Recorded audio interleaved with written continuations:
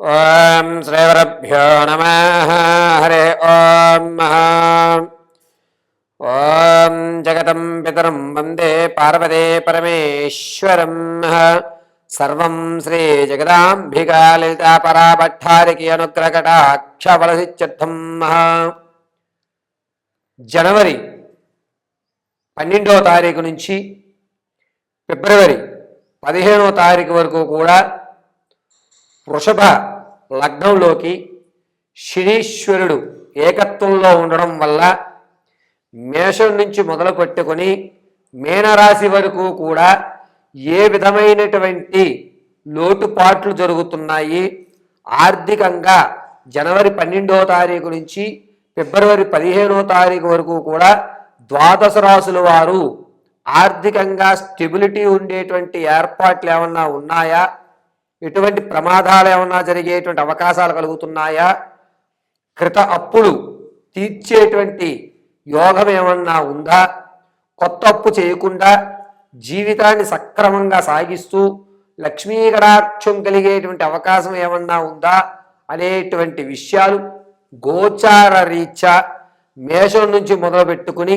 మీనరాశి వరకు కూడా ఏ విధమైనటువంటి పరిణామాలు చోటు చేసుకుంటున్నాయి, ప్రమాదాలు ఏమన్నా ఉంటే వాటి నుంచి తప్పించుకోవడం ఎలా అనేటువంటి విషయాన్ని, అందులోకి వృషభ లగ్నంలో శనీశ్వరుడు ఏకత్వంలో ఉండడం వల్ల మన ఆలోచన విధానాలు ఏమైనా మారతాయా, ఆ ఆలోచన విధానం చెడుకు దారి తీస్తుందా, మంచికి దారి తీస్తుందా, ఈ 12వ తారీఖు జనవరి 12 నుంచి ఫిబ్రవరి 15వ తారీఖు వరకు కూడా జీవితంలో ఉద్యోగ ప్రాప్తి కలిగేటువంటి అవకాశం కానీ, సంతానం కలిగే అవకాశం కానీ, లేదా అభాషణలు అయ్యి సంతానానికి ఆటంకం కలిగేటువంటి అవకాశాలు ఏమన్నా ఉన్నాయా, పాత బంధాలు ఏదన్నా కొనసాగించేటువంటి అవకాశం ఉందా, ఇటువంటి పూర్తి విషయాన్ని మనం పరిశీలన చేసుకుని శని ప్రభావం జనవరి 12వ తారీఖు నుంచి ఫిబ్రవరి 15వ తారీఖు వరకు ఏ విధంగా ఉండబోతోంది, ఆ ప్రభావం నుంచి మనం బయటపడి ఈశ్వర అనుగ్రహంతో అనుకున్నటువంటి పనులన్నీ కూడా దిగ్విజయం కావడానికి ఏ విధమైనటువంటి దేవతారాధన చెయ్యాలి, ఏ దానము చెయ్యాలి, ఏ రోజు ఏ వస్త్రం ధరించాలి అనేటువంటి విషయాల్ని మనం కూలంకషంగా పరిశీలన చేద్దాం. నేను చెప్పేటువంటి మేషం నుంచి మీనరాశి వరకు కూడా జనవరి 12 నుంచి ఫిబ్రవరి 15వ తారీఖు వరకు వివరించేటువంటి వివరణంతా గోచార రీత్యా మాత్రమే మీకు తెలియజేయడం జరుగుతుంది. ఈ విషయాన్ని గుర్తుంచుకుని అమ్మవారి అనుగ్రహంతో, నాకు ఉన్నటువంటి జ్ఞానంతో మీకు ద్వాదశ రాశుల వారికి శనీశ్వరుని యొక్క ప్రభావం ఏ విధంగా ఉండబోతోంది అనేది మనం ఒక్కసారి ఇప్పుడు పరిశీలన చేద్దాం. మంగళం మహత్. మిథున రాశి వారికి జనవరి 12వ తారీఖు నుంచి ప్రారంభమయ్యి ఫిబ్రవరి 15వ తారీఖు వరకు కూడా వృషభంలో శనీశ్వరుడి ప్రభావం ఉండడం వల్ల ఎటువంటి ఆర్థికమైనటువంటి వ్యవస్థ జరుగుతోంది అనగా, ఆర్థికంగా మీరు ఇంతకు ముందు ఏదైతే కష్టపడి సేవింగ్స్ దాచారో వాటిని అత్యవసరం కొరకు అనుకోని పరిస్థితుల వల్ల ఆ సేవింగ్స్ మొత్తం అన్నీ కూడా ఖాళీ చేసేసేవలసిన అవసరం ఏర్పడుతోంది. ₹1 కూడా సేవింగ్ అయ్యేటువంటి అవకాశం వృషభ రాశి వారికి ఈ 12 నుంచి 15 వరకు గోచరించడం లేదు. పైగా అనుకోకుండా ఎవరికో మధ్య వ్యక్తిత్వం వహించడం వల్ల మీరు ఆర్థికంగా ఇబ్బంది పడడం, నమ్మించి మోసం చేశాడే, ఇతను గొంతు కోసే రకమని నేను అనుకోలేదే అనేటువంటి బాధను ఎక్కువ అనుభవించేటువంటి అవకాశం లభిస్తోంది. శని ప్రభావము మిథున రాశి వారికి కాస్త ఎక్కువగానే కనబడుతోంది. ఎవరితోటి మాట్లాడకుండా ఒంటరిగా ఉండడము, ఎదుటి వ్యక్తిని అంచనాల్లో తారుమారవ్వడము, ఒక వేదాంతపరమైనటువంటి ఇవన్నీ కాదు, నేను ఏదన్నా సన్యాసంలో కలవాలి, లేదా జనాలకు దూరంగా కొన్ని రోజులు వెళ్దాం అనుకుంటున్నాను అని జనాలకి, మీకున్నటువంటి బంధువులు కానీ మీ స్నేహితులు కానీ ఒక 5-6 రోజులు దూరంగా ఉంటారు. దాంతోపాటుగా మీ ఆలోచన శక్తి మందగిస్తుంది, బుద్ధి వక్రిస్తుంది.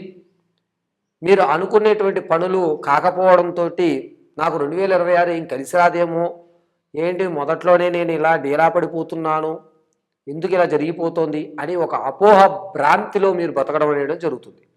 కానీ మిథున రాశి వారికి ఫిబ్రవరి 5వ తారీఖు నుంచి కూడా ఒక మంచి అవకాశము, ఒక మంచి స్నేహితులు, జీవితం మీద పట్టున్నటువంటి పెద్దవాళ్ళ యొక్క సలహాలు అనేటువంటివి ఫిబ్రవరి 5వ తారీఖు నుంచి ప్రారంభమవుతాయి. దీనివల్ల మీరు మళ్ళా ఎక్కడి నుంచి కూలిపోయారో అక్కడి నుంచి కొత్త జీవితాన్ని పునరుద్ధరించుకుని గొంగళి పురుగు సీతాకోక చిలక అయినట్టుగా మీ యొక్క ఆలోచనలు కానీ మీ వ్యవస్థలు కానీ అద్భుతంగా మారేటువంటి అవకాశం ఏర్పడుతోంది.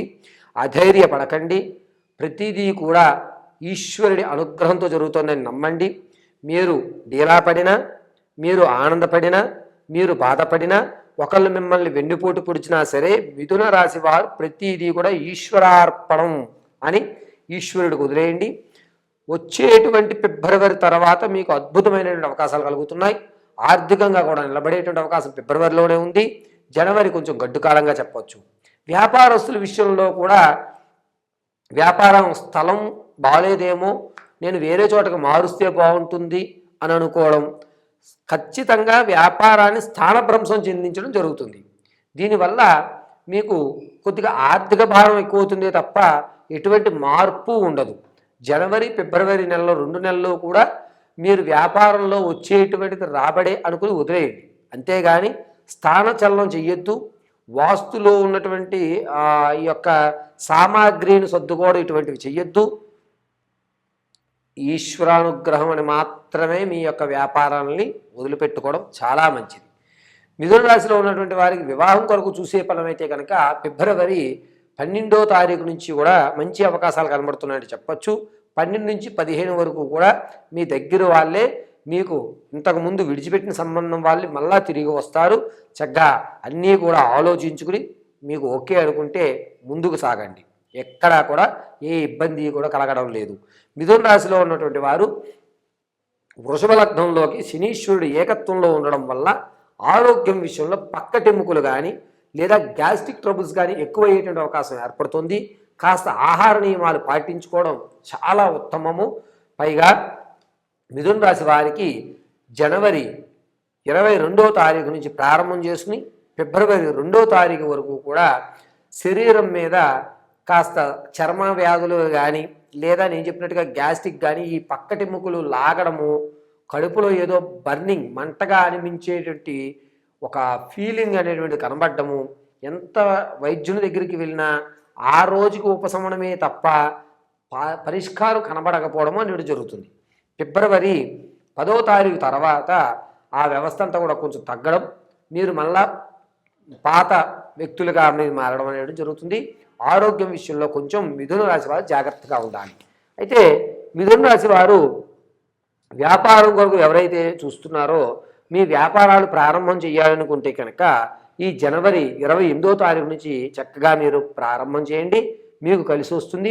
రియల్ ఎస్టేట్లో కానీ స్టాక్ మార్కెట్లో కానీ ధనాన్ని ఖచ్చితంగా మీరు ఫిబ్రవరి 2వ తారీఖు నుంచి పెట్టుకోండి. అద్భుతంగా మీకు కలిసి వచ్చేటువంటి సూచనగా చెప్పచ్చు. ఈ మిథున రాశి వారు 12వ తారీఖు నుంచి ప్రారంభం చేసుకుని జనవరి 12 నుంచి ప్రారంభం చేసుకుని ఫిబ్రవరి 15 వరకు కూడా ప్రతిరోజు తామర పూసలతో లక్ష్మీదేవి ఆరాధన చేయండి లేదా నృసింహస్వామి ఆరాధన చేయండి. గురుగారు అంత పెద్ద మంత్రం మేము చెప్పలేమండి అంటే కనుక నమో నారాయణాయ నమః అని తామర పూసలతో ఒక మాల అంటే 108 సార్లు తిప్పి చక్కగా కళ్ళగద్దుకుని ఆ తామర పూసలు మళ్ళా భగవంతుడి దగ్గర పెట్టుకోవాలి. మెల్లో వేసుకోవడానికి పనికిరాదు. తదనంతరము ప్రతిరోజు కూడా ఏదన్నా రావి చెట్టు మొదట్లో ఆవదంతో పసుపు ఒత్తు వేసి దీపారాధన చేయండి. సర్వము శ్రీమన్నారాయణ కటాక్షం కలుగుతుంది.